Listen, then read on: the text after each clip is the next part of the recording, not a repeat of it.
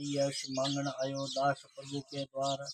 जो अर्जुन जी श्री भगवान जी ने गीता ज्ञान दिया तो मुझको मिले। भय और भजन भगवान श्री कृष्ण जी से किशोर दास मांगता है, हे प्रभु गीता ज्ञान के उच्चारण करने से मेरे पूर्व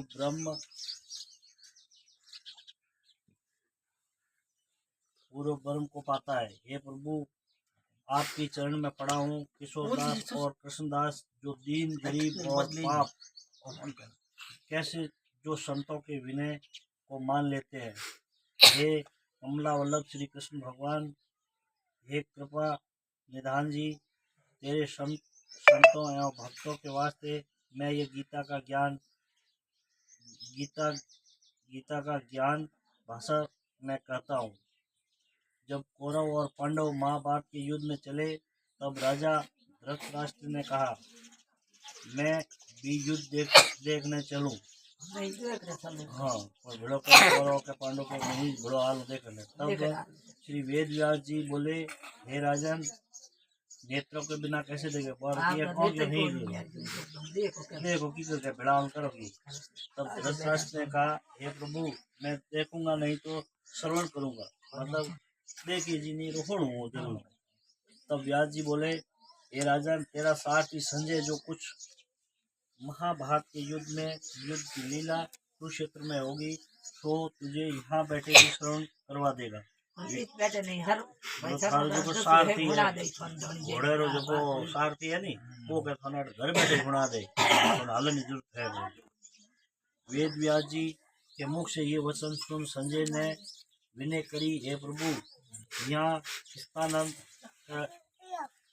स्थानपुर के क्षेत्र कुरुक्षेत्र की लीला मैं कैसे जानूंगा। तब राजा से किसी भांति कहूंगा। जो को सारथी हो उन कहो कि हमें कह तो दियो पर हूँ की कर दे को की कर होना वो इनका तो बैठ रहा हूँ मैं उनको होने जे कैसे कहूंगा। तब व्यास जी ने प्रसन्न होकर संजय से कहा, हे संजय मेरी कृपा से तुझे यहाँ से दिखाई देगा। मेरी कृपा में इस बैठे नहीं वो करे आप तो हो यार बैठो पर पैणी हम की बात पर तुझे आप कट बैठे ना व्यास जी के इतना कहते ही संजय की दिव्य दृष्टि हो गई और बुद्धि भी उनकी दिव्य हो गई। वो तो कहते ही उन है कट बैठ उड़ान बबिन जी का दिन दो जो बन जकी चल। अब आगे महाभारत का कौतुक कहते हैं, सुनो। 7 अक्षौहिणी सेना पांडवों की और 11 अक्षौहिणी सेना कौरवों की, यह दोनों सेना कुरुक्षेत्र में एकत्रित हुई। और धृतराष्ट्र ने पूछा, हे संजय धर्म के क्षेत्र में कुरुक्षेत्र में युद्ध की इच्छा से एकत्रित हुए मेरे और पांडवों के पुत्र ने क्या किया। पाचोड़ पूछियो कि भाई हमें हैंग भिड़ा होया हमें की करण हो रुकियो। संजय ने कहा कि पांडवों की सेना को व्यूहित देखकर दुर्योधन और द्रोणाचार्य के समीप जाकर कहने लगे, हे आचार्य देखिए आपके शिष्य बुद्धिमान द्रुपद पुत्र ने पांडवों की बड़ी सेना की कैसी व्यूह रचना की है। इस सेना में अर्जुन भीम बड़े बड़े धनुर्धारी वीर युगदान विराट महारथी द्रुपद धृतकेतु चेकितान बलवान शिरोज पुरजित कुंज भोज नरश्रेष्ठ शैव्य पराक्रमी युद्धामन्यु बलवान उत्तमोजा अभिमन्यु व द्रौपदी के 5 पुत्र सब महारथी है। ये ब्राह्मण श्रेष्ठ आपके स्मार्ट। तब अब मैं सेना के प्रधान सेनापति के नाम वर्णन करता हूँ। आप भीष्म कर्ण युद्ध विजय कृपा अश्वत्थामा विकर्ण सौम्यदत्त का पुत्र भूरिश्रवा और बहुत से सूर्य मेरे लिए प्राण तक देने को तैयार है। ये लोग शस्त्र चलाने में चतुर है और सब युद्ध विद्या में प्रवीण है। ये मतलब 2 ही सेना और यहाँ पर गिड़ाई के भाई इतना कौन बड़ा है हैंग युधिष्ठिर है मतलब हैंग योद्धा है सब और बताई है। हमारी सेना का हमारी सेना का जिसमें भीष्म रक्षक है थोड़ा बल है। अब आप सब अपने मोर्चों पर सावधान रहकर सेनापति भीष्म की रक्षा कीजिए। प्रुवृद्ध भीष्म पितामह ने दुर्योधन को प्रसन्न करते हुए और ऊंचे स्वर से गरजते हुए शंख बजाया। फिर वहां चारों ओर शंख, नगाड़े, ढोल, घुमक आदि अनेक बाजे बजने लगे, जिनका बड़ा भयंकर शब्द हुआ।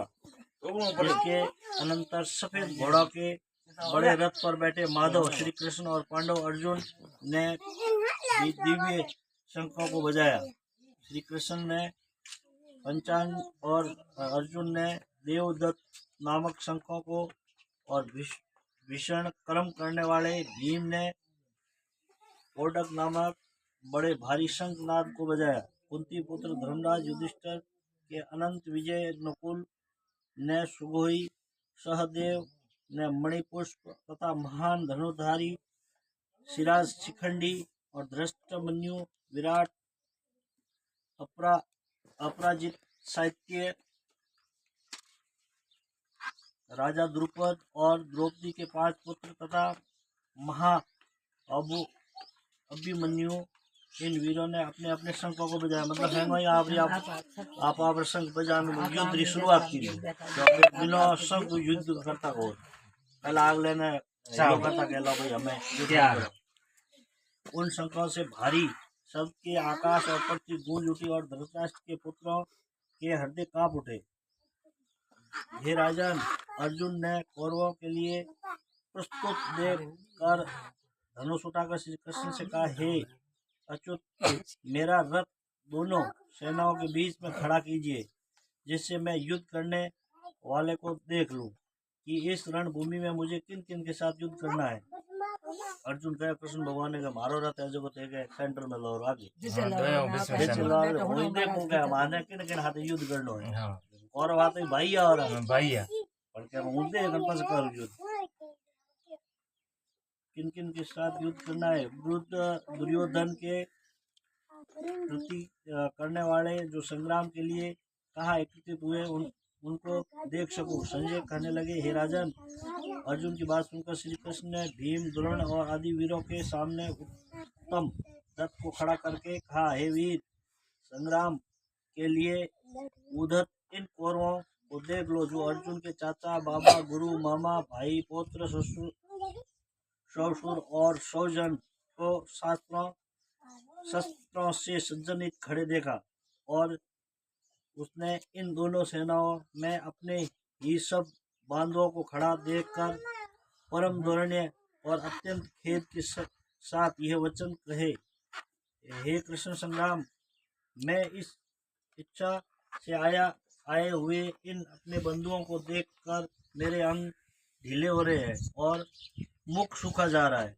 कृष्ण भगवान ने कहा, तो है हमारा भाई बंद है, कोई मोमार लड़को है, कोई भाई है, काको भतीजा है और माते युद्ध करना आयो माउंट के हो फिर और जो है 3 लोग राज के तो 3 लोग राज दो तो मेरे भाई बंधुओं ने मार नहीं सकते। भगवान मारा रास्ता से जो है आपको परिवार मेरा शरीर बेकल हो रहा है, रोमांस रोंगटे खड़े हो रहे हैं और गाड़ी हाथ से गिरा जाता है, त्वचा जली जा रही है। ये केशव, मुझे में खड़े रहने का सामर्थ्य नहीं है, मैं उब नहीं रह सकूं। मेरा मन चक्कर खा रहा है और सब लक्षण मैं उल्टे ही देख रहा हूँ और संग्राम में स्वजनों का वध करके कोई भी लाभ नहीं होगा। और कृष्ण, मैं जीत कर राज्य सुख भी नहीं चाहता। तो भाइयों ने मोड़ों ने मार जे हरपुर हूँ बड़ो मोटो हो जाओ राज ले रो बेड़ो मन कहीं फायदो हो। हे प्रभु, हमको राज्य भोग और जीवन से क्या काम है, क्योंकि जिनके लिए राज भोग और सुख की इच्छा की जाती है वे संग्राम में प्राण और धन की ममता छोड़ मरने को तैयार है। और आचार्य, पिता, पुत्र, महापिता, पितामह, मामा, ससुर, पौत्र, साले और संबंधी, ये सब मुझे मारे तो मैं, हे मधुसूदन, मैं इन्हें मारने की इच्छा नहीं करूंगा।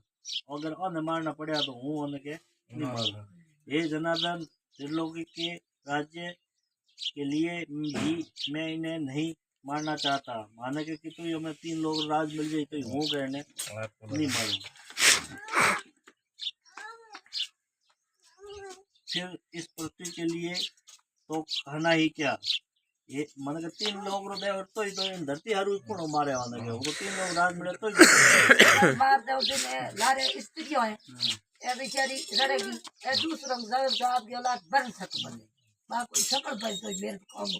हे जनार्दन, धृतराष्ट्र के पुत्र को मारकर हमारा क्या भला होगा। इन अताप्तियों का वध करके हमें पाप भी होगा, इसलिए हमें अपने भाई धृतराष्ट्र के पुत्रों को मारना अनुचित है। हे माधव, सौजनों को मार कर क्या हम सुखी रह सकते हैं। मतलब उन्हें के मार नौ पे हुक रह सकोगे। ये सब लोग के वंशी भूत है और कुल के नाश करने वाले और मित्र दो करने में पाप को नहीं देखते। ए तो क्या एड़ा ये तो क्या कोई चीज ने पाप है बीजो है तीजो करने कहीं डरे कोई पर ओपोनेंट आ चीज दी है। कुल नाश के दोष जानते हुए भी हमको इस पातक से क्यों नहीं दूर रहना चाहिए। कुल का नाश होने से कुल के प्राचीन धर्म नष्ट हो जाते हैं। फिर धर्म नाश होने से कुल में पाप बढ़ता है। हे कृष्ण, पाप से कुल की स्त्रियां व्यभिचारिणी हो जाती है, जिनसे वर्ण संकर संतान उत्पन्न होती है। मतलब बे चीज है काली गूंगी एड़ी संतान पैदा हुई तो बे कौम री कहीं बोल।